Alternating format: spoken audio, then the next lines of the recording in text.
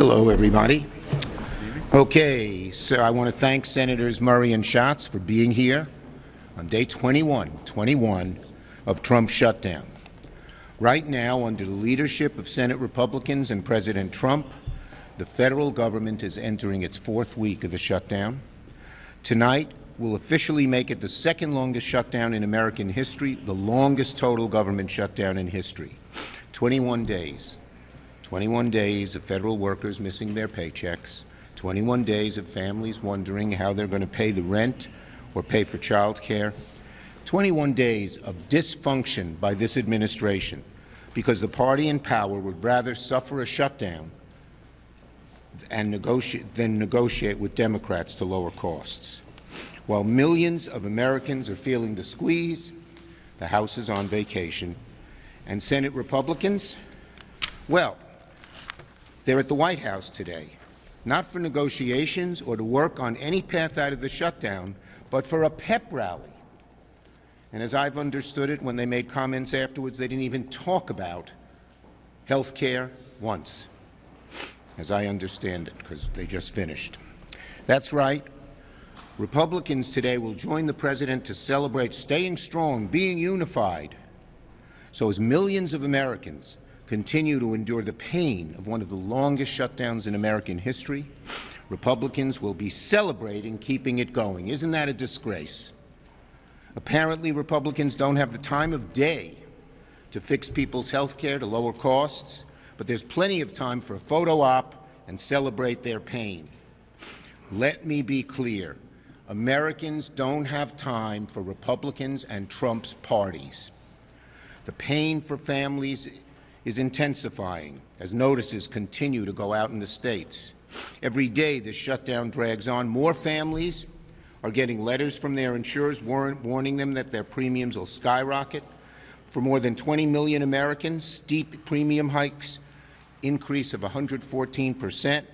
Hundreds of millions could do more, hundreds of millions more could see their costs skyrocket next year because it's going to go up for everybody, not just those on federal insurance. And that's not a headline. That's real life. That's food off the table. That's saving accounts drained dry after years of building them up. So time's running out.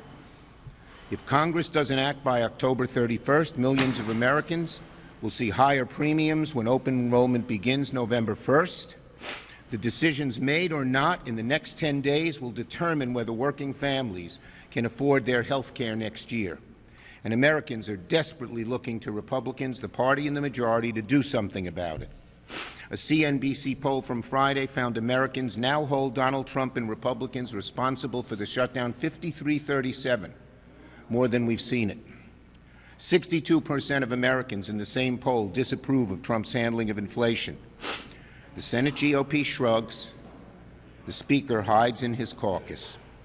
But at the end of the day, Republicans control the White House, the Senate, and the House. They control the agenda. They control the responsibility for what is happening. Trust me, I know. When I was Majority Leader, we passed 13 bipartisan CRs, no shutdowns because I negotiated with the Republicans and averted a shutdown every time. However, yesterday, Thune called Democrats galling for trying to find bipartisan fix to ACA. What's galling is doing nothing as 20 million Americans face the prospect of paying thousands and thousands more each year for health insurance. What's galling is saying there's nothing to negotiate when people from Maine to Alaska and every state in between are watching their premiums double. What's galling is hearing your parents are getting kicked out of their nursing home and you have no place where they can go and no real medical care for them. And what's galling is being okay with Kristi Noem getting a private plane, Donald Trump getting a new ballroom, Argentina getting $40 billion bailout while our farmers struggle, and then saying Americans don't deserve cheaper health care. That's what's galling. Americans deserve a government that works as hard as they do. Oh, and I heard Thune say on the floor today, Democrats are representing, our plans are for the radical left. Is it radical left to want people's health care prices to not go up? Is it radical left to not want people kicked out of nursing homes? Is it radical left to see that rural hospitals stay open? Who's he kidding? The American people are on our side. Americans deserve a government that works as hard as they do, one that puts their needs first and doggedly works to make life better for them. It's time to stop these parties and celebrations and negotiate with Democrats to end the Trump shutdown, address the health care crisis that they created. Patty. Well, President Trump could not be less focused on reopening the government or preventing premiums from exploding, but he is very focused on bailing out Argentina and buying private jets for Secretary Noem and bulldozing the White House so he can build a fancy new ballroom, even in the middle of a shutdown. Meanwhile, Republican leaders are sticking their heads in the sand and doing nothing beyond the same failed partisan vote over and over and over again. In a shock to no one, Republicans' decision to ignore reality has done nothing to change it. While House Republicans can't even be bothered to come back and do their jobs for over a month now, healthcare premiums are right now going through the roof.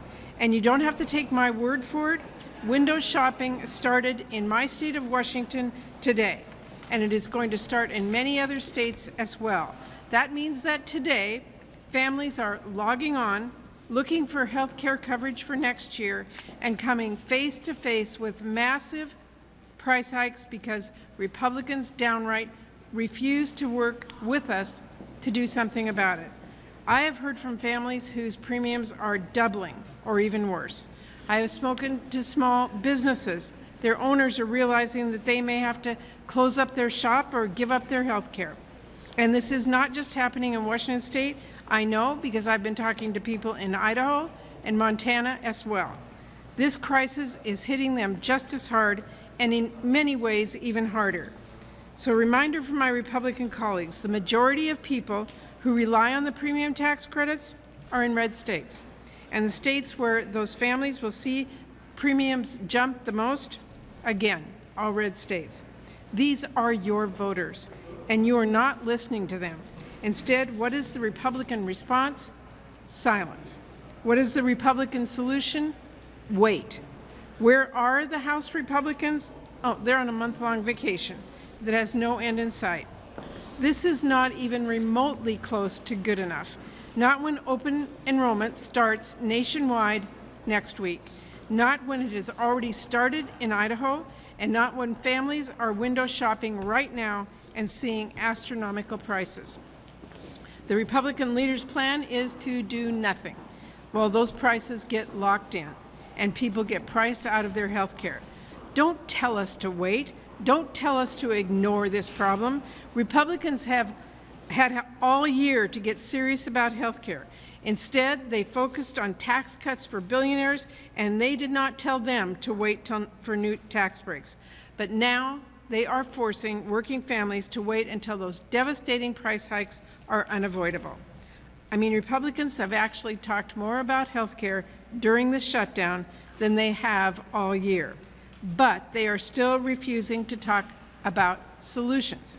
Wait is not a solution. Maybe we should have repealed Obamacare. That is not a solution. Saying we have a plan again, over and over and over again, is not a solution. Here's my clear message to Republican leadership. Stop wasting time. Stop ignoring your constituents and come to the negotiating table so we can work out a bill to reopen the government and prevent the health care cost crisis. Democrats are here. We are ready to get this done.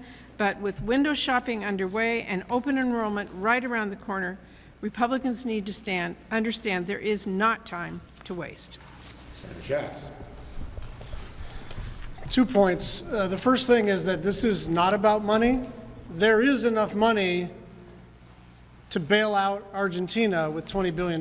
There is enough money to purchase a brand new aircraft for $173 million for the Homeland Security Secretary. There is enough money to renovate the White House ballroom. What there's not enough money for under this Republican government is you.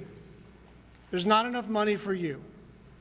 And it is astonishing to me that the party in charge of the government literally won't show up to work during the second longest shutdown in American history.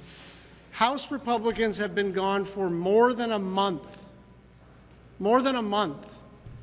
They've worked 2 weeks out of the last 3 months.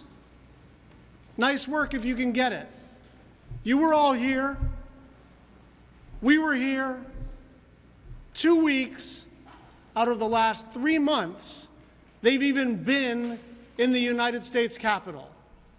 And so there is only one way out of this shutdown, and it starts with the House of Representatives reporting for duty. Thank you. No.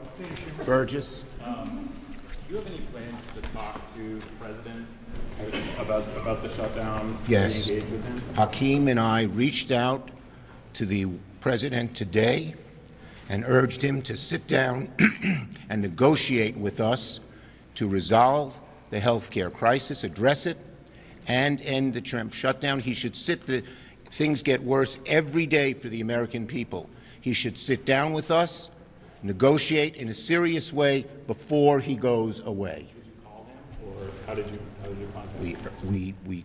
We urged him to meet with us, and we said we'll set up an appointment with him anytime, any place before he leaves. Go ahead, Manu. Senator Thune said today that Plan B is Plan A, which is the Republican CR. So if that's the case, they keep putting this bill on the floor. Will it ever get 60 votes? The bottom line is our caucus is resolute, and we're hearing every day more loudly, more vociferously from the American people how serious this crisis is. Paying thousands of dollars more for health care, wondering if you can provide a quality life in terms of health for your children, when you may have to lose your doctor, lose your hospital, when elderly leave nursing homes or kicked out of nursing homes. So the American people are hearing from it, and the Republicans are now saying, oh yes, before they said we don't want to talk about health care, but they're feeling the heat. So they're now saying, oh yes, we want to talk about health care, but the only way to solve this is sit down and negotiate with us in a serious way. Yes. You mentioned Maine at the top. There's obviously an important Senate race happening there. Are you supporting Governor Janet Mills in the primary, and do you consider Graham Plattner's recently unearthed comments disqualifying? Look, I'll let the people of Maine decide the second. We think that Janet Mills is the best candidate to retire Susan Collins. She's a tested, two-term governor, and the people of Maine have an enormous amount of affection and respect for her. Yes. There will come a time where the impacts of this shutdown are irreversible. Food stamps will start to dry up at the end of next month. Are Democrats at least in part to blame for some of that pain because you are the ones holding We have on? a very simple request. Sit down and negotiate. The American people are aghast. Any observer, objective observer, is aghast that here on this serious problem, they won't even negotiate with us. So the onus is on them to sit down. But that is why we have urged, Hakeem and I have urged Trump to sit down with us and seriously negotiate before he goes away. Leadership. Yes. Why didn't your party extend the enhanced Obamacare subsidies longer in the 22 reconciliation bill? And Let's not have straw men here.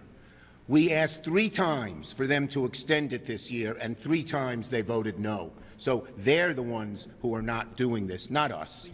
Yes, last one. Leader Schumer, leaders going to to negotiate on the Affordable Care Act with you if you reopen the government. Why won't you take the deal? The bottom line is that's no deal. That's a partisan plan that leaves the American people high and dry. And they've asked us for 45 days and 45 days and 45 days. When they say another 45 days, later to them means never. We have to get them to the table and negotiate with us now. I'll call on one more person. Yes. Are you going to weigh in on the New York City mayoral race? You know, as I said, I've worked with Mondani before, and we're continuing to have conversations. Thank you, everybody.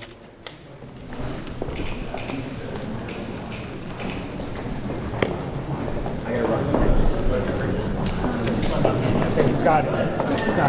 Pass this mic behind you. Thank you.